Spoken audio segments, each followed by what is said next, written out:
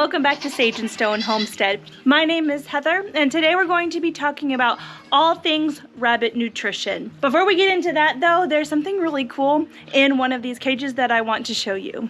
So it's a little bit of a story time here. This mother rabbit has 6 babies in here.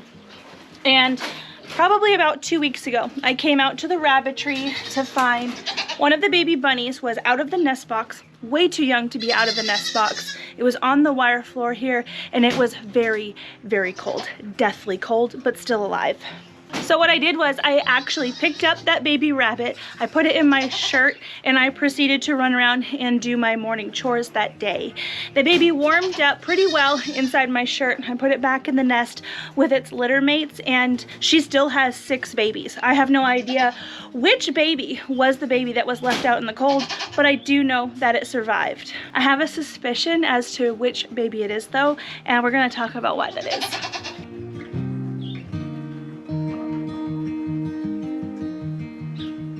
So I have this little grabber that I like to use to be able to retrieve baby bunnies. And I bought this online, and it is very, very gentle. I'm squeezing the trigger as hard as I can, and I'm not hurting my hand at all. And one of the ways that I actually tested this out was I went and grabbed an egg, held it here, and squeezed as tight as possible. And this is not the strong part of the egg. If you know much about eggs, they're actually really, really strong top to bottom, but they're not as strong going this direction. So I'm squeezing as hard as I can, and I'm not breaking this egg. So this is not gonna hurt the bunnies. I'm gonna use this to grab our friend.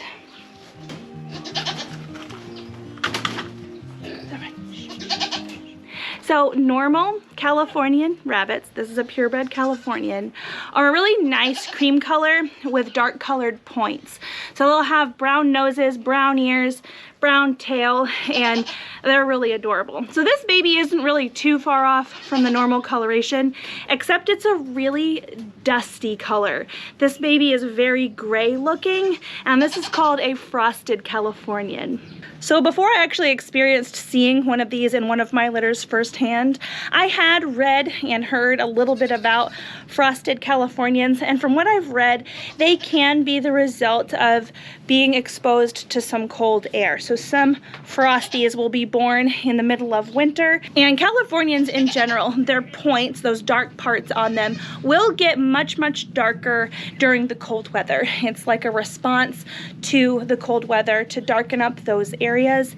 And conversely too, those points on the rabbits will actually lighten up during the hot weather. So Californians are already kind of known for doing a little bit of color change based on temperature, but these frosties are really, really neat looking. And from what I understand, they can have more pronounced points. So this baby, it will look just like a normal Californian later on in life. As it grows, it will lose this dusty gray coloring, but its points should be really rich and really dark.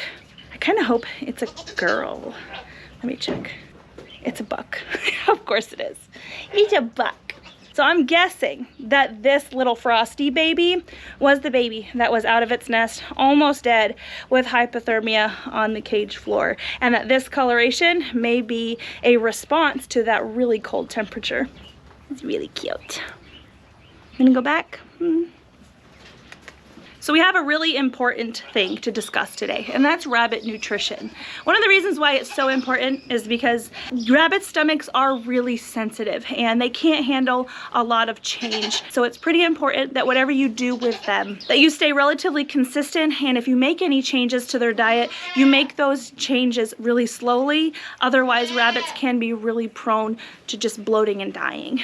Rabbits, if they don't take in food relatively constantly, it actually stalls out their digestive system. So if there aren't any inputs, their body kind of shuts down, and they're also not able to have any outputs. It's called GI stasis, and I have seen that here on my farm. So it's really important, if you notice that your rabbit has stopped eating its normal diet, no matter what I have said in here, immediately revert back to feeding them hay and trying to get their gut moving. At the end of this video, I'm going to link an older video that talks about GI stasis. I'm probably going to redo that video as part of this series here, but just in case I don't get to it by the time somebody really needs this information, I'm gonna link that at the end. So there's actually a couple different ways that you can feed out rabbits. Here we raise our rabbits for meat, so I really want to focus on feeding them something that's going to help them build that muscle basically as quickly as possible. Now there's really no feed out there that is going to overpower superior genetics. So if you're starting out with genetics that grows quick rabbits, those rabbits are going to have a really great feed conversion ratio, so they might not require as much feed to get a great carcass weight. And that's what I've noticed with my purebred Californians here. Their input is very, very little compared to something like this. We call them our pretty bunnies. These guys eat a ton. So she has 7 baby bunnies in here. They're a mixed breed type of rabbit that we grow for our local farm store as pets. These guys, basically every evening, I have to fill up their feeder. Everybody else, granted, they do have fewer numbers of kits, but they don't go through nearly as much food as these guys do. So if you're feeding like a 15% protein pellet like we are, but you don't have, you know, really great genetics, you may not get your bunnies to weight as quickly as we do. So spoiler alert, we feed a 15% rabbit pellet, and this pellet is designed to meet all of the nutrition needs of the rabbit. I have experimented a little bit in trying to create my own rabbit feed out of different ingredients that really didn't end up being cheaper, so I didn't find that it was really worth it. The bagged feed had everything that they needed, and it's something I didn't have to think about. It's an extra thing that I didn't have to do. But if you felt like you wanted to, there are a couple other ways that you can feed your rabbits. There's a book out there that I don't have, but I've heard it recommended, called Beyond the Pellet. So if you wanted to feed your rabbit something maybe a little bit more natural, less processed, you could go ahead and purchase that book and read up all about it. I know nothing about it, but I think it has to do with fodder systems and things like that, stuff that I literally have no experience with. Some people will also feed hay along with their pellets. One of the reasons that I don't generally like to feed hay every day is I don't exactly know the nutritional composition of my hay. So there's a specific ratio of fat, fiber, and proteins that you want to stay within so that your rabbits can be as healthy as possible and so that they can get as many nutrients as possible out of their feed. Some hays, depending on when it was cut and what kind of grass it is, may be more than, let's say, 19% fiber. And if you have an input like that that's full of just a lot of fiber, that can actually serve to toughen the intestinal linings and make them so they're less able to retain nutrients. So there is such a thing as too much fiber with rabbits, so you really need to watch out for that. There are companies where you can take a sample of your hay and send it in and get a whole nutritional profile out of that. I'll link one of them down below. It's not something that I have taken advantage of for myself and our hay source yet, so I don't actually feed hay full-time anymore. This is one of the tags off of the feed that we give. We give a Combotch 15% rabbit pellet. I have fed the 18% rabbit pellet. It is more expensive, and I don't think that my rabbits really got any more muscle any faster, so I don't waste the money and I just go with the 15% for now. It has 15% protein, 2.5% fat, and a minimum of 15% fiber with a maximum of 19% fiber. So it does not go over a certain amount of fiber, which is really important. With rabbits, all you hear is fiber, fiber, fiber. There can actually be too much fiber, like we talked about before. So for my breeders, I actually feed them the same amount of food every day, except for when their kits are old enough and are also eating the pellets. And what I do is I actually fill their feeders up to the bottom portion. There's a screen on the bottom, and basically I just put in, it's probably around a cup of feed every day just to fill up the screen on the bottom, and that's it. They don't generally need more than that. Now, if I notice that a doe or a buck is actually, you know, really going through that feed, and the next time I go to the feed, they're just diving on it like they're starving, at that point I will consider giving them a little bit more feed, but in general that doesn't happen and it's not necessary. And even up until the time that her kits are 2 weeks old, I don't give her any more feed through her pregnancy or until they're around that 2-week mark. And it's at that point that I will start filling this hopper up all the way full with the 15% pellets, because at around 2 weeks old, that's when the babies are starting to hop in and out of the nest and taste mom's food. Since these rabbits are growing out for meat, I want them to basically get their full potential out of the time that they're here. So I don't restrict feed for my rabbits. I experimented doing that once and I got some really small rabbits by limiting them to what I think I remember I did was about 1/3 pound of feed a day, and that was not a good time. It was also during the winter where in general rabbits will need more feed in the winter. Whereas I can feed a cup of feed when it's warm. Right now it's 80 degrees here. I know it's coming into the fall time, but it's still really hot. They'll eat a cup and not need more than that during warm months. During the cold months, my Californian meat rabbits, they're about 12 pounds each. The does, they can eat up to 2 cups a day. So it does fluctuate with the seasons. But in general, when I have the kits out of the nest, that's when I'll just fill it to the top. I come and visit my barn twice a day, and I'll make sure between about 2 weeks old and around 6-7 weeks old, the hopper is full for the mother and the babies. And once the babies come out of the cage with their mother, I'll bring her right back down to baseline, right where she was. And the cycle for that starts all over for her, but the babies will continue getting a full hopper full of feed until their processing day. Now that does change up a little bit if I'm going to retain a rabbit. If I'm going to keep a rabbit back as a breeder, I don't want to be filling up the hopper full for them throughout their whole lifespan. But I will give them full free access to food until about 4 months old, and that's when I'll cut them way down, because I don't want my breeders to get fat. If a breeder is fat, they're a lot less likely to be able to have babies. They're a lot less willing to breed if they're fat. So it is pretty important that their feed intake is managed, but really up to 4 months old, they can pretty much have as much as they want to eat. I don't do this often, but every once in a while it does not hurt to hand them a small handful of greens. Let's say you want to pick some wild nettles or something like that and give them a little treat. That's completely fine. You can actually give them a lot if that's your prerogative. But if you're buying a bunny from somebody, definitely talk to them about what they are feeding them. And like if you were buying one from me, I would tell you I'm only feeding this pellet. That doesn't mean that you can't transition the rabbit into something else or being supplemented with something else. You just have to go really slowly with it. Just give them a little bit and see how they do. Give them probably like the tiniest bit for about a week, and then give them a tiny bit more for about another week until you have worked up to the full portion that you want to be able to give them. If you wanted to wean off of pellets, you would be taking their pellets down fewer every week and increasing their leafy greens every week until you've reached a balance of what you're looking for. I don't have any advice to offer you on how much leafy green to feed a rabbit because I haven't gone and done it that way, but again, that's where you would refer to the Beyond the Pellet book. From about 2 to 4 weeks old, that's the most delicate and dangerous time for these baby bunnies as far as their gut goes. Their guts are transitioning from milk to solid food, and as I've been talking about this whole video, transitions can be what's really hard for rabbits.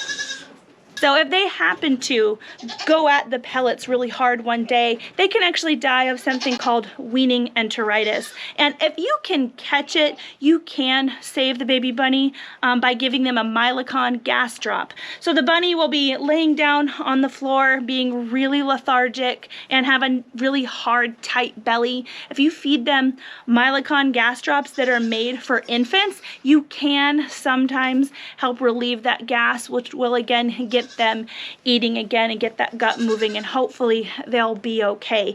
Mylicon gas drops are a really great thing to have in your rabbit medicine cabinet. That's a whole nother video that I will get into at some point, but definitely add that to your list. So I went to go grab my phone because there is a disease of wild rabbits that you want to be aware of if you're considering feeding anything out on your property to your rabbits. It's not something that we deal with here, but it's something that you really want to be careful with introducing into your rabbitry if you are in one of these areas or one of the surrounding areas. It's called rabbit hemorrhagic disease. I'm going to leave this link in the description box below, and it is spread through basically direct contact, like with feces or with urine. So anywhere a wild rabbit may have been chewing on some grass or, you know, going to the bathroom, whatever comes in, comes out, and it's a very scary disease where often the only sign or symptom is death. And the clinical signs, I'm going to read it for you, say, often the only clinical sign is sudden death. In less acute cases, clinical signs may include the following: dullness or apathy, not eating, ocular and or nasal hemorrhage, and congestion of the conjunctiva. So, big words, but basically if your rabbit's bleeding from the eyes or nose, be concerned. Some may develop neurological signs such as incoordination, excitement, or seizure-like episodes. Infection in young rabbits are usually subclinical and deaths are rare. So it looks like it mostly just affects the adult rabbits for whatever reason, but it's definitely not something that you want to accidentally introduce into your herd. It's another reason why maybe raising rabbits out on pasture in tractors might not work in your area. That is something that we used to do here, and we don't anymore. I'll get into that in the next video when I talk about rabbit housing, but this kind of thing, this kind of disease would definitely be a reason that you would forego that option. It's also something to consider when you are buying in hay, because it seems like even pasteurized hay still could harbor some of this virus particle and still could pass on the virus to your rabbit herd. So just be really, really careful about outside feed sources if you live in one of these areas or one of the surrounding areas. I would think that if you wanted to grow something for your rabbits, you may want to do it in an indoor enclosed situation, either like a fodder system inside your house or like a hydroponics system inside of your house, just to make triple sure that you're in control of that virus not entering your rabbitry. Usually rabbits don't eat anything other than pellets in order to wear down their teeth. So if you didn't already know, rabbits do have teeth that just grow continually, and the act of eating and chewing and gnawing is what wears them down to a healthy level. If you've got rabbits with misaligned teeth and they're not able to grind them down properly, you'll see some really wild curly situations going on, and that rabbit is something you don't want to keep in your herd. Oftentimes when you see crazy situations like that, it's not because you didn't provide them enough things to chew on. That kind of thing can just be bad genetics, because pellets should be all you need to keep that kind of thing in check. My daughters like to come through though and feed the rabbits things like sticks and pine cones. We haven't found that random introductions of hard things like that have caused any stomach problems for any of our rabbits. Just a combine, country life. I'm not gonna get too deep into the different feeders and waterers that you can use. There's so many different types, and all of the different types have their applications in different settings. So what works for me and what I use may not be what works for you, but I really like these heated waterers. So we're gonna have some nights coming up here real soon, even though it's really warm today, that are gonna be in the low 20s. And obviously that's below freezing. And when you use a water bottle, the first thing to freeze, even if you can see liquid water in the bottles here, is that nipple. And so you don't want to rely on being able to see liquid water in the bottle and assuming that the rabbit can get water out of the nipple. They probably can't unless you have a system like this. So we run some extension cords in our rabbitry, and these guys have given our rabbits liquid water all the time through the cold seasons, and they've been well worth the investment. I'll link these in the description box below. It's not an affiliate link, I just really love them. One of the things I really enjoy about these is I can just fill up a watering can and come through the rabbitry and just pour water in the top. I don't have to remove the bottle, unscrew the cap, pour it in, screw it back on, and place it on. There's nothing wrong with doing that if you have the time for it, but you'd be surprised at how much time out of the week can be taken up up by little tasks like that and how much time can be saved with something that's a little bit more efficient like this. Another water system that I do use is actually just one of those rubber bowls filled about halfway with water. I come out 2, sometimes 3 times a day in really cold winter weather, and the bowls are flexible, so you usually can just pop the ice cube right out and fill it back up with warm water, and the rabbits will get a really good drink when you come and refresh their water like that. I think those little bowls, the last time I bought a bunch of them, were less than $5 each. That can be a really effective alternate option. I will say though, sometimes, especially when there's a lot of rabbits in a cage, a bowl, a loose bowl like that, that isn't attached to like the bottom of the cage or the side of the cage, it can get tipped over relatively frequently, and so you want to make sure at least a couple of times a day that you're keeping eyes on the water situation in your rabbitry and making sure that they have access to water. Back to these water systems just for a little bit, I want to point out too that sometimes the nipples can clog. So one easy way that I like to check and make sure that the nipples are moving water freely through them is every time I come into the rabbitry to give water, which is twice a day, even if they haven't drank a whole ton of water, like it's not empty and it will last just fine, I want to make sure that I am filling it all the way up. So I know that when I come back into the rabbitry like 12 hours later, if there isn't at least a little bit of water gone, that there's probably something wrong with the nipple and water is not freely flowing. I have a friend who unfortunately lost a rabbit because she didn't think that the rabbit needed water because she saw it was a decent amount of water in the bottle each time she went down to the rabbitry or each time her husband went down to the rabbitry. Lo and behold, the water wasn't flowing, but they didn't know because they weren't really paying attention to the level of the water. The easiest way that I've found to pay attention to the water level is to just fill it all the way to the top, and then you can easily see the next time you come down if it's been drank out of or not. So in the next video, we're going to be talking about the different types of cages or the different types of systems, including colony systems that you can raise your rabbits in. And in case you really wanted to know about GI stasis, I promised you I'd link that video. That's going to be up here.